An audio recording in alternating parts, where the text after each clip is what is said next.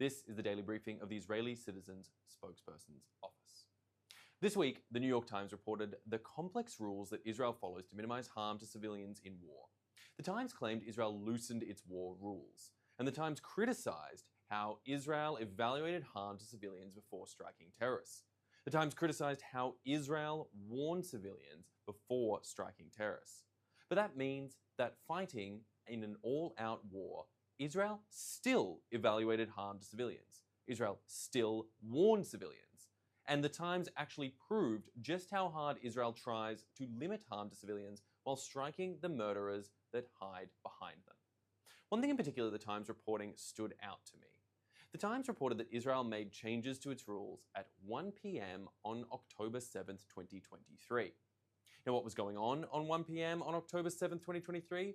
Well, Hamas death squads were still in the middle of their rape and murder rampage across Israel. Hostages were still being taken captive and hadn't yet arrived in the Hamas terror dungeons. And on October 7th, 2023, Israel faced an existential threat. Hamas murdered over 1,200 people that day.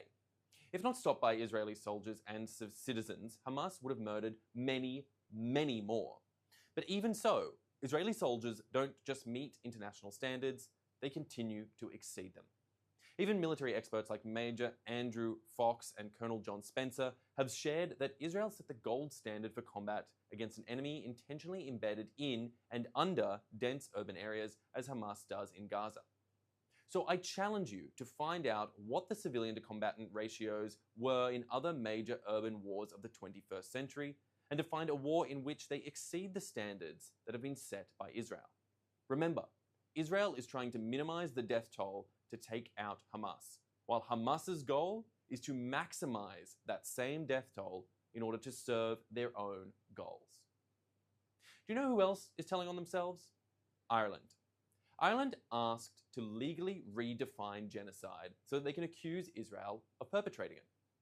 But that means Ireland knows Israel is not now guilty of that most heinous of crime. Genocide is defined as needing intent to destroy a group. And that means someone has to mean to do genocide in order to do it on purpose. Ireland's request to the International Court of Justice, well, they asked, the perpetrator does not need to have as his purpose the commission of genocide. Yes, they actually wrote that. Genocide was coined by a Jewish scholar to describe the Nazi Holocaust of the Jewish people, and the Nazis had a plan to try to destroy the Jewish people, and they carried out that plan. Ireland knows Israel has no plan to destroy anyone, so Ireland wants to change the law so that they can accuse Israel anyway. Of course, there is no evidence of Israel destroying any group other than Hamas, with or without intent. And even Hamas's fake numbers claim 45,000 Gazans have been killed in a war out of a total 2.1 million Gazans currently living in the Strip. Now, even Hamas acknowledges that some, as yet undefined by them, portion of the dead are in fact Hamas combatants. But Ireland really wants to accuse the Jewish state. And accusing Israel of genocide gives Hamas leeway to again try to enact their explicitly genocidal attacks on Israel again and again. Well, I'd like to thank you for watching. That is all we have time for today. And thank you so much for tuning in. A Shabbat Shalom to all. We will be back next week at 3 p.m. Israel time and 8 a.m. on the US East Coast. I'm Westropp-Evans. Thanks for watching.